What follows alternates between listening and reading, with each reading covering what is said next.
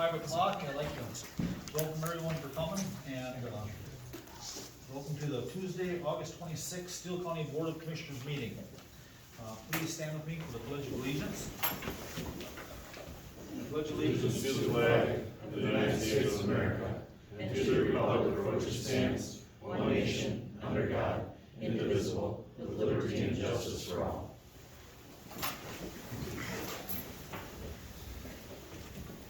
Any additions or corrections for the agenda? None this evening. Okay. With that, I would entertain a motion to approve the agenda as printed. So moved. Second. Been moved and seconded to approve the agenda as printed. All those in favor signify by saying aye. Aye. Opposed, same sign. Motion carries. That will take us to public comment. Those wishing to speak must state their name and address for the record. After they are acknowledged by the board chair, each person will be limited to 2 minutes to make his or her remarks. Steele County is committed to respectful behavior in its work environment and in its boardroom. Speakers should show dignity and respect towards others. Speakers will address all comments from the board as a whole and not one individual commissioner, and will not make comments about any elected or appointed officials or staff. The board may not take action on an item presented during the public comment period unless the item is already on the agenda for action. When appropriate, the board may refer inquiries and items brought up during the public comment period to the county administrator for follow-up. Comments from speakers may be curtailed by the board chair if the speaker is argumentative, disrespectful, redundant, or repetitive. There will be no name calling or abusive language permitted. Disrespectful behavior will result in being asked to return to his or her seat or to leave the boardroom. With that, I will open it up for public comment.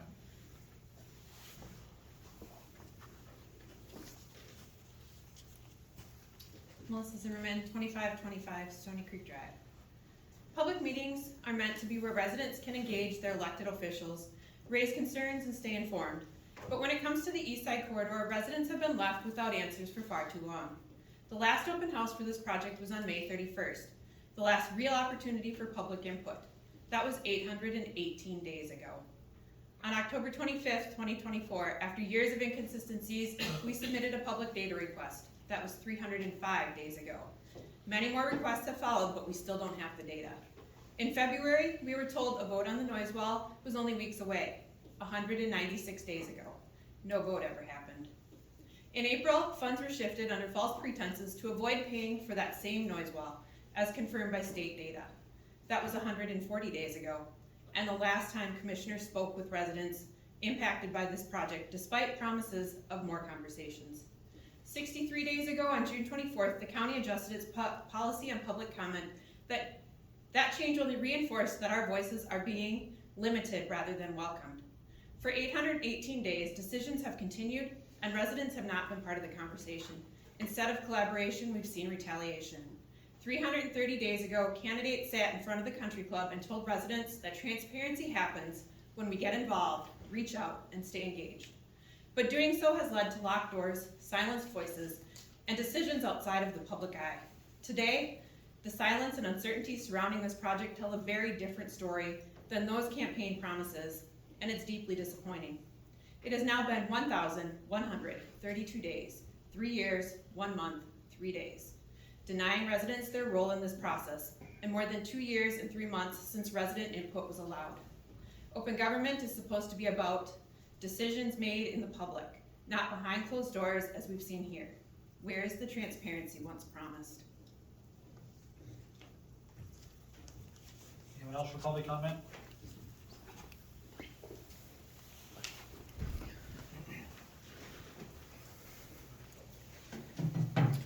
Matt Sennett, 2519 Stony Creek Drive. Good evening, Commissioners. Back in the spring, the board had indicated that the county would be moving forward with a search for a new county engineer.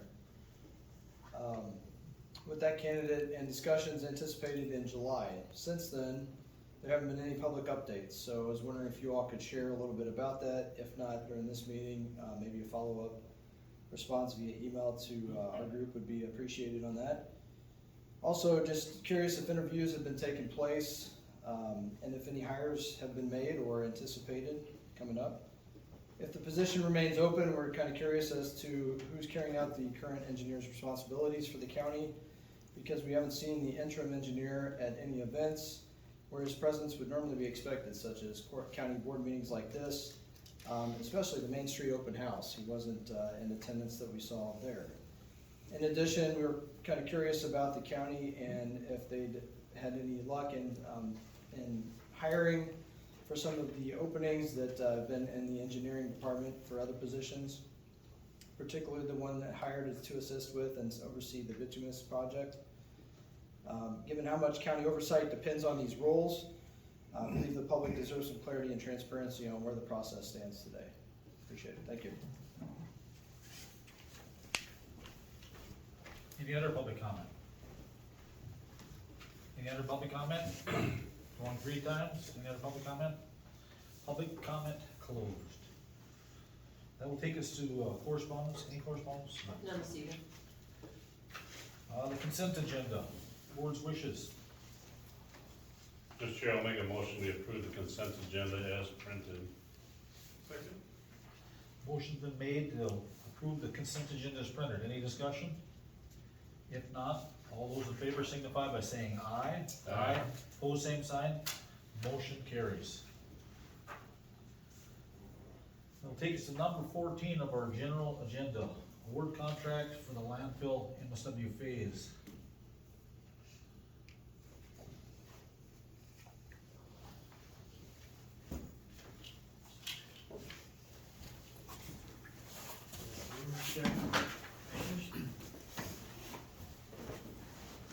I'm Josh, Sleep on Landfill.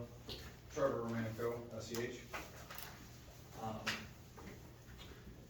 We are here for the approval to award the contract for the MSW Phase 5A and 5B cell construction to low bidder Warranty Construction in the amount of $6,057,471.23. This project is to expand the existing MSW hill to extend the life of the landfill, which this project will be funded by the landfill's reserve funds. Any questions from the board on that? If not, board's wishes. Sure, I'll make a motion, we award a contract to Warnicki Construction as bid for the landfill project. I'll second that. Okay. Motion's been made and seconded to award Warnicki Construction for the landfill MSW phase VA and VB cell for a total amount of $6,057,471.23. What do you project the life will be with this extension? It should be around 8 to 10 years for this cell. We got plans of 2 more expansions, which are gonna be significantly smaller and cheaper. This cell here is doing stormwater, all the stormwater infrastructure, all new leachate infrastructure, so that's why it's a little bit bigger than the next 2 that we'll be doing. I thought that was the right number, but I want everybody here. So, Commissioner Ernie. you probably answered this, the committee members, but is the next expansion gonna fit within the property we currently have, or does that require see what it does? Yep. Okay. The entire cell, so the way that the landfill operates is we build portions of it at a time to try and minimize stormwater, rainwater infiltration, creating leachate that you then have to treat. So this first expansion is a third of the permitted expansion, and that'll continue from the current permitted landfill and expand east towards the, I believe it's southeast 64th. Yep. And that'll terminate prior to the property limits. There is a Minnesota regulation stating that landfill limits must be within 200 feet of the property limits, so we'll expand ultimately to there with a projected additional life of 36 to 40 years. Okay. Any other questions from the board? If not, all those in favor of the motion signify by saying aye. Aye. Opposed, same sign. Motion carries. Number 15. Good work, Josh.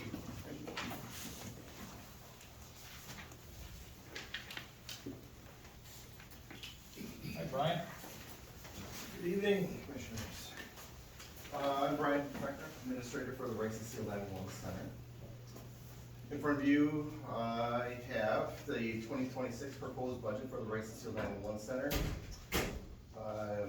The focus is on stability, employee support, readiness for the upcoming transition to our new facility, which will be in available second quarter of 2026. While expenditures are increasing, the use of reserves is not recommended due to uncertainty related to the move in long-term financial planning. State funding remains stagnant. In 2025, the center implemented law and fire protocols, prepared for a medical protocol deployment, and enhanced staff trainings to support operational improvements. Technology upgrades, including cybersecurity and infrastructure improvements, were prioritized to strengthen system protection. For 2026, the budget reflects rising personnel and technology costs. Factors include the addition of the Minnesota Paid Family and Medical Leave, anticipated health insurance premium increases, and salary figures which are set by labor contract. Technology costs are also expected to rise, and particularly with cybersecurity and system maintenance. Key priorities for the 2026 include transitioning to our new facility with minimal disruption and preparing for potential regional growth, leveraging technology to offset workload while preserving service quality and employee well-being, supporting staff morale and mental health through recognition programs and wellness initiatives, and sustaining training and professional development during the time of significant organizational change. The budget is designed to maintain financial stability while supporting staff and ensuring uninterrupted, high-quality service to the community during a year of growth and transition. So if we move into the budget itself, we'll start with the revenue section, which is that top section. You'll see that the county contributions, the request is an increase of 6.2% for both Rice and Steele counties. You'll see that Rice County pays for 64.2% and Steele County pays 35.8% of the expenditures. And that is based on population that's dictated within the Joint Powers Agreement. The state E911 grant remains stagnant. It has been that number for the last several years. We have not been told of any increase coming in the near future. Charges for services, that's what we charge our user agencies. Some of it is flow through costs. So for instance, if the Joint Powers Board is the Rice and Steele 911 Center is as a member of LOGIS, which we utilize for our CAD system, and also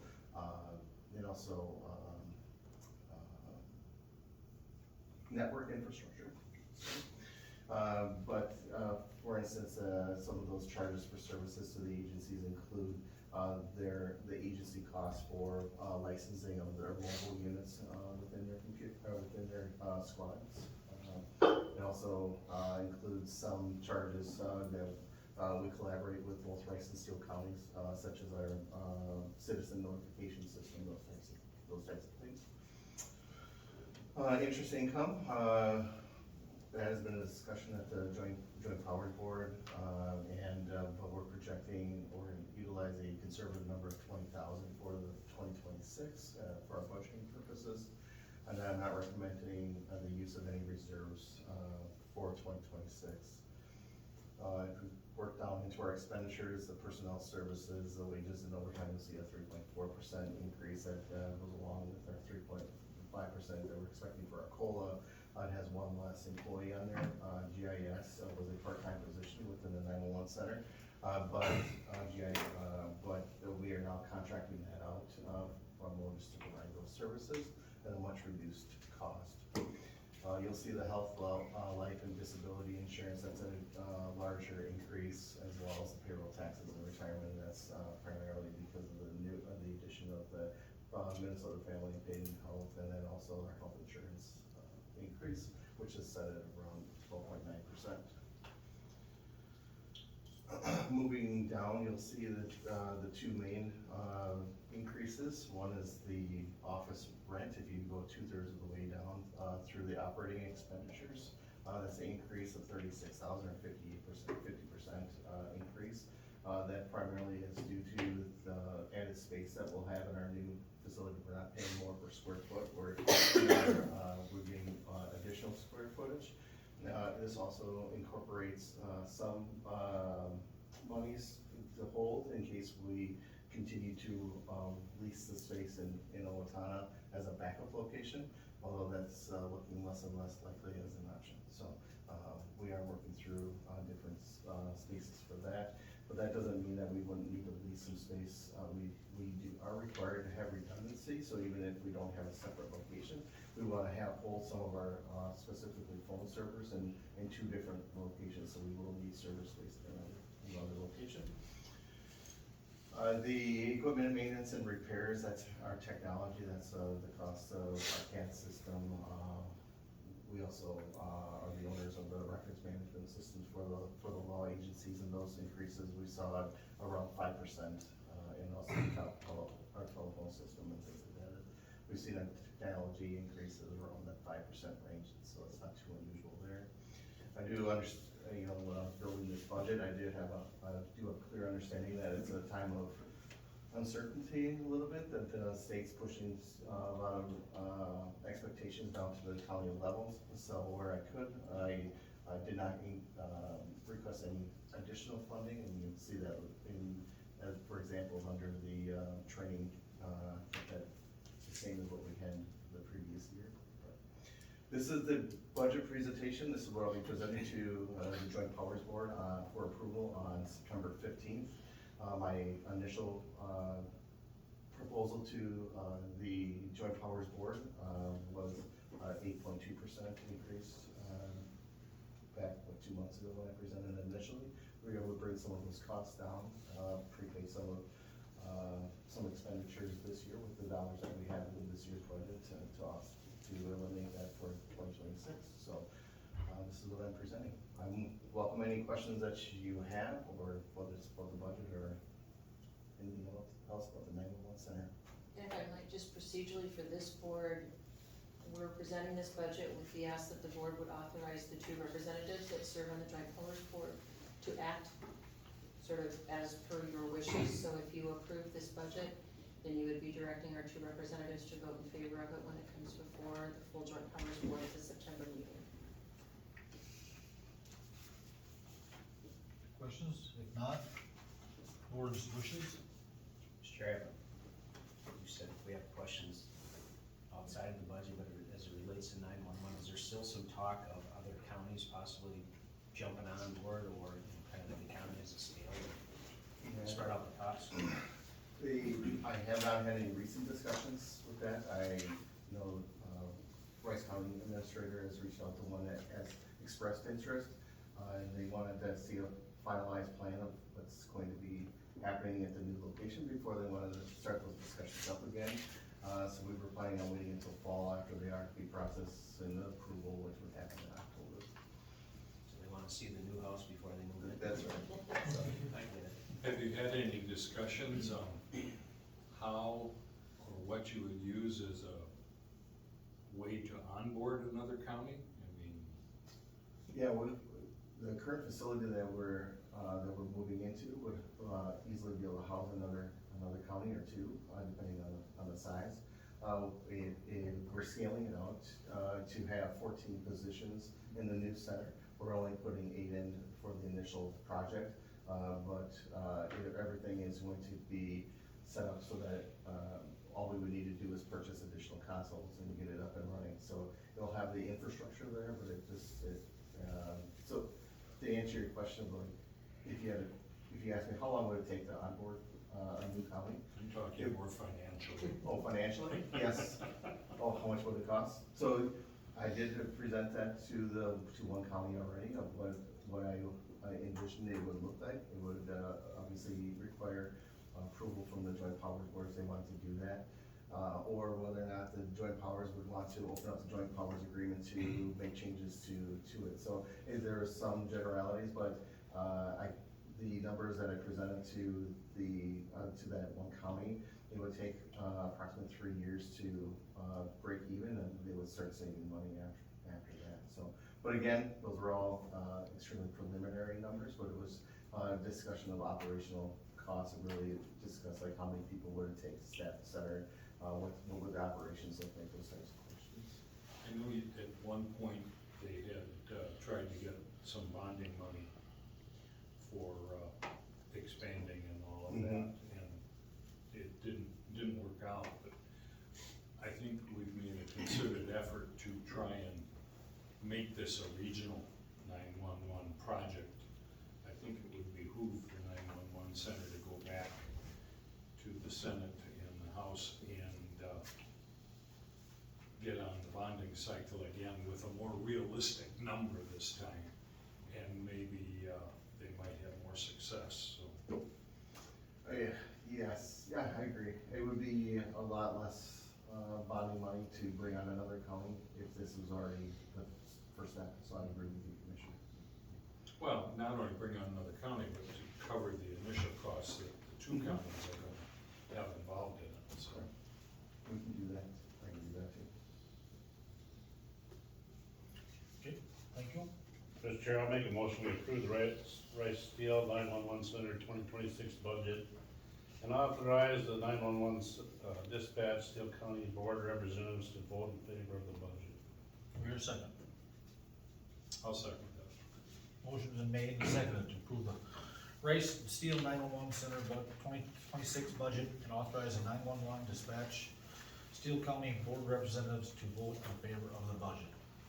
With that, all those in favor signify by saying aye. Aye. Opposed, same sign. Motion carries. Thank you. Thanks. That'll take us to number 16, the updated Steele County cell phone policy, page 120 of your packet. The board might recall that a piece of this policy was brought before you last fall, because we do have a handful of employees that choose to use their personal cell phone for county business.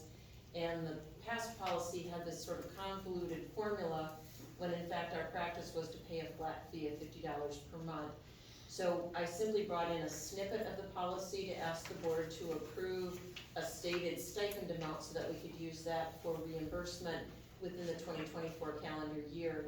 Since then, we realized that the whole policy needed to be cleaned up, straightened up, revamped. I worked on it. Rob's, one of his colleagues, Esther, worked on it for a couple of months. And so we have before you what we think to be a pretty solid policy with regard to cell phone usage. We do have a fair number of department heads that have county issued phones, so the policy really talks about the appropriate use of that county issued property and what that means. But then we also included the Plan B, which is just reiterating the fact that if an employee chooses to use their personal phone, they basically do so at their own peril, that they are responsible for maintaining the equipment and there are no guarantees of privacy, and that they would receive a fixed stipend of $50 regardless of what their actual costs might be. So we are asking as staff for the board to adopt this cell phone policy. Any questions on policy? If not, I entertain a motion to approve. Sure, I wish. Yeah. So it's maybe in here and I didn't find it, but it relates to county cell phone use and apps or programs that are installed by employees. It's prohibited or? Since all the operating software on a county issued phone is maintained by our IT department, they have sole authority and the sole permissions when it comes to passwords to allow for the installation of any application other than a county approved app on those county owned phones. There should be language in here that says that the IT department can remotely wipe, and that any, charge associated with software assigned to the department would have to be adjusted. But it would be the understanding that any software, any application that that county owned property would have to be approved by IT. Yeah, it says the IT department will install software that allows the county to remotely wipe each device in the event it's lost or stolen. But does it speak to what software is allowed to be? Since we don't even have permission to install any, literally the IT department installs all the software. So it's locked down to that point where, It is. If you would like to add language to that effect, we can certainly do so. I don't know if I want to or not, you hear about it all the time in the news that government issued cell phones and, you hear different programs, I'm not gonna call them out here, but different programs that, are used for nefarious purposes. I just wanna make sure that we're secure here. And if you're telling me that it's in here somewhere, Well, it does talk about the fact that departments can adopt some standards, but it always has to be with IT department support. And again, more importantly, we're not even given those passwords. The IT department is solely responsible for allowing anything to be installed on a county-owned phone.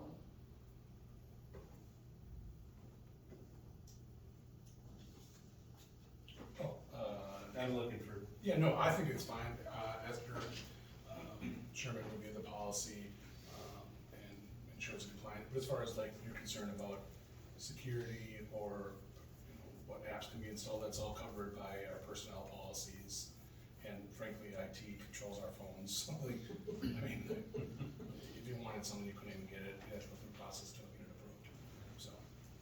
I just got a new computer, and it's, you literally gotta have IT with you when you do all these things, can you tell them, so, same with the cell phones. Thank you, Rob. Board's wishes on the matter? I'll make a motion to approve the updated Steele County cell phone policy. I'll second that. Motion's been made and seconded to approve the Steele County cell phone policy. All those in favor signify by saying aye. Aye. Opposed, same sign. Motion carries. Take us to 17, approve the letter to Governor Walz requesting state disaster assistance for the July 28th, 2025 storms and authorize the chair to sign. Page 124. So Kristen Saylor asked that I present this to the board. She was not able to attend this evening. But the recent rain event on July 28th generated sufficient costs to trigger an application for disaster assistance. But now we're actually requesting that there now be a state preliminary damage assessment, or the county did request it, and it was conducted on August 19th.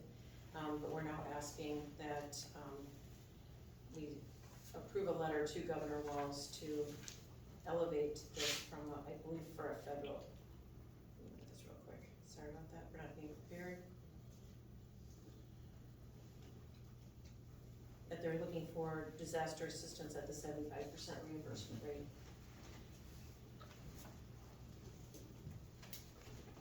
Questions? The board's wishes on this. Mr. Chair, I make a motion that we authorize Board Chair James Brady to sign the letter to Governor Walz requesting state disaster assistance for the July 28th storms. Do we hear a second? Second. Motion's been made and seconded. To approve a letter to Governor Walz requesting the state disaster assistance for July 28th, 2025 storms and authorize the board chair to sign. All those in favor signify by saying aye. Aye. Opposed, same sign. Motion carries. There is no action items. We got land use. We got purchase of a one-year subscription for Route Smart, page 126. So this particular item was something that the committee recommended, but because of kind of the significant value and benefits that the county is receiving from the use of this program, the committee asked that Paul and Nick present to the board the nature of their request and what we're planning to do with it. Greetings, Chair and Commissioners. Paul has identified a need to optimize snowplow routes utilizing GIS technology. Doing some research, I found this Route Smart company that offers their routing as a service that incorporates with our Esri platform. And what this will allow us to do is specify the type of routes we want. So do we want a 10 truck route, we want a 9 truck route, we want an 8 truck route, depending on the equipment and the staffing available for that snow event. And then we can also incorporate 2 new salt and sand fill locations in the southern part of the county. And along with that, this will route using some parameters we enter for how much material they throw down with the spreader to figure out when they need to start turning around and heading back to fill up. And the cost for the one-year subscription is $11,800. This will allow us to develop as many routes as we could possibly think of. We submit GIS data, the software outputs GIS data that then we can then store on our network for future use. And then meeting with Candy, there's approximately $100,000 of savings currently in the full-time wages budget, and we would utilize funds from that budget to purchase this extension. Yep, I see it's a one-time purchase, and after this, we shouldn't need it. Any other questions from the board? Just a comment, to me, this seems like a way to create some real efficiencies and, plan ahead for those times when we get the really bad snowfalls and we need to coordinate routes and make sure. The main reason is if we have only 8 guys in, that's all I can get in, at least they have an 8-truck route, and they're just picking up parts of the roads, you know, versus leaving these 2 routes alone and then getting them on the end. So it's basically for the public, and it's for more efficiency and making the roads safer is what it is. Yes. So is there mapping in the trucks that they There will follow, be. or how is it? What we're gonna do is we're just putting up maps in the binders. So if it's an 8-truck, 9-truck route, they just look and say, okay, I pick up this part of the extra road in their route, then they know what they gotta pick up. No, they're not gonna have the binder and stare at it, but it's just, it's a guide, so they're more efficient. So they're not on the radio saying, hey, I'm gonna get this road, you get that road. This is already mapped out, planned out, and just a great tool is what it is. In committee policy, they use this more commonly, wasn't And it boils down to efficiency, and it's gonna save, that we acquired the 2 places to the south to load salt sand now, which is gonna be the state sites. It's gonna save 7 to 10 hours of road time, which will be plow time now, which is huge. I like the idea that when you have drivers that can't make it in, vacation, sick, whatever the reason may be, you have those routes already laid out, so. And so what, like you said, it's a one-time, we're certain it's a one-time? There's no out clause? Nick and I had talked that, we can do many different maps for future roads, future whatever, what we have in the works. We can have all that stuff stored off to the side, so when these future roads come in that we have possibly in the future, we've already got those maps made out, so we're not gonna need this. Well, once you have these done, if you need to alter them, Yes. you can do that. Yep. I think it makes perfect sense. Okay, thank you, guys. Board's wishes. Mr. Chair, I'll make a motion to approve the purchase of the 1-year subscription of Goldsmith. I'll second. Motion's been made and seconded to purchase 1-year subscription to Route Smart for a total of $11,880. All those in favor signify by saying aye. Aye. Pose same sign, motion carries. Good job. Thank you. Human Services update, Renee. Just a quick update for the board. We continue to have our weekly meetings with HMA. As you recall from your last board meeting, well, specifically the work session, you heard that they're now working on a second statement of work, and we're now moving into the phase of beginning to define the leadership qualities that we will be looking for in our program director or department head for human services. And so staff will be meeting with HMA as part of our weekly meeting tomorrow to begin looking at that second statement of work.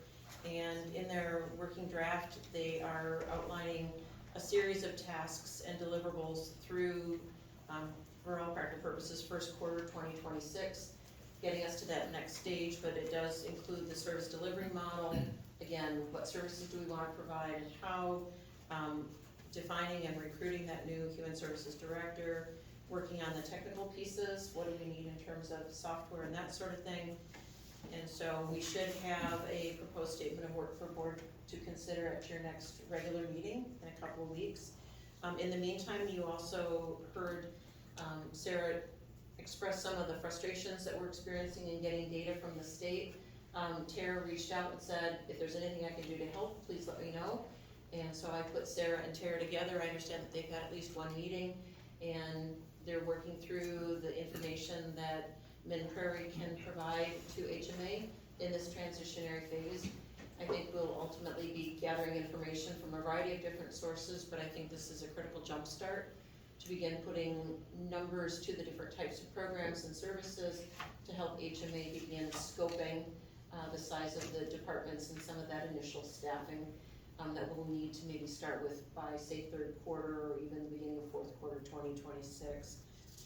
So hopefully we'll continue to get information from DHS and DCYF to supplement the information that Tara is able to provide for us. But in the meantime, we're going with what we can get and hopefully have some at least pretty well-defined plans for the board to consider as we move into that first quarter 2026. Mr. Chair? Any questions or comments for Ely? I have a question.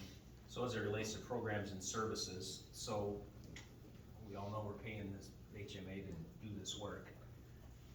At what point do you involve the commissioners to know what those proposed programs and services are? Hopefully it's on the front end, so they're not putting a bunch of work in, and then we're saying, pump the brakes here. So when do we Absolutely, do because that? I believe first quarter 2026 is when you will be seeing that, because remember Sarah talked about the fact that there certainly are services that are mandated. Yep. But how you choose to deliver them and what additional bells and whistles you might choose to include are well within the board's purview as you define this new human services division. So I would fully expect that HMA will bring back some of those choices for the board to weigh in on, give direction, or make decisions about. And then that will inform some of the leadership qualities that you might be looking for in your next human services director. We would then bring that person on board and then help them to guide and ultimately own that final roadmap to the department that they will be responsible for managing. So I think what you're gonna see is fundamental decisions about scope and structure early on. We bring in a program director and then you would work collaboratively with that program director and staff to then begin adding the detail to how we're gonna deliver those services, what are the staffing needs to do so, and more importantly, how do we optimize revenue and make sure that the services that were being offered by this new department are subject to reimbursement through the third-party payers to the extent possible. Not all services are reimbursable, but we would wanna make sure that we're optimizing our staffing mix and our service delivery to optimize those revenues. Any other questions or comments you might want Renee to relay? Just one, I just hope that, and I truly believe HMA is a very quality group that, when they're going through all this, and we know there's mandated and there's unmandated and all that, that they're keeping quality of life issues front and center. So we know that our clients are gonna be taken care of the way they need to be taken care of, not necessarily the way some of them would like to be taken care of, but we just wanna make sure that when we set up this department, it's with the best interests of our clients and our taxpayers, so. And I think based on that, it might make sense to have a special work session at some point so that you have the time to go through that. They've created a spreadsheet of sorts that goes on for about 8-12 pages that talks through some of these things, but more importantly, there are decision points along the way. So I would want you to feel comfortable with what your choices are and that you're offering the direction back in terms of what your priorities are so that they can take that information to the next level. Thank you. Thank you, Renee. That will take us to information items. Public Works Committee minutes, August 12th, 2025, in your packet. Land Use and Records Committee minutes for August 14th are in your packet. And the Public Safety and Health Committee minutes from August 19th are also in that. Take us to Commissioner reports. Rob, you have anything to start off with? Nothing for tonight, thank you. Commissioner Krieger. On the 19th, I had Mid Prairie's Joint Powers Board meeting. On the 20th, I had the Mid Prairie All Commissioner meeting. On the 21st, I had the Smart Trails meeting. That's Southeastern Minnesota Trail Network. On the 25th,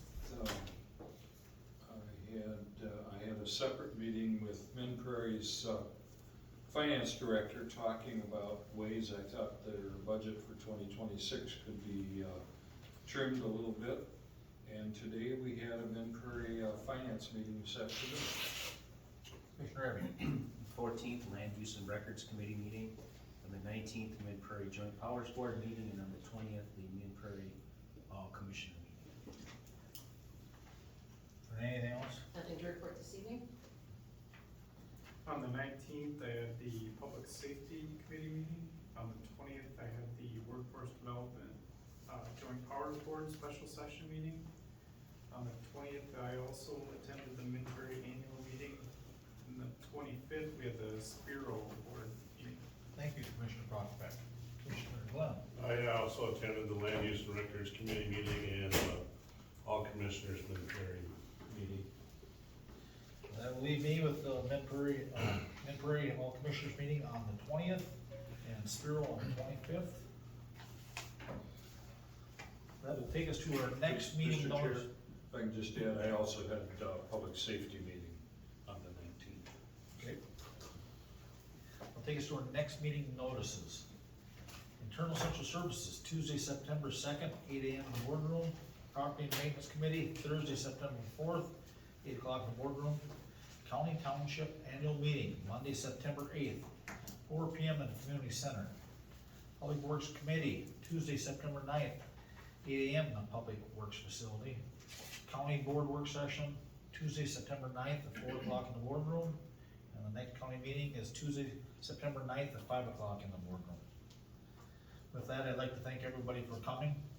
We're gonna be going into closed session now for the purpose of labor negotiations strategy for Minnesota statute 179A.01, section 13D.03. I'll make a motion. I will take a motion to go into closed session. Second. Mr. Abbey, second by Commissioner Krieger. Any discussion? If not, all those in favor, signify by saying aye. Aye. Motion carries.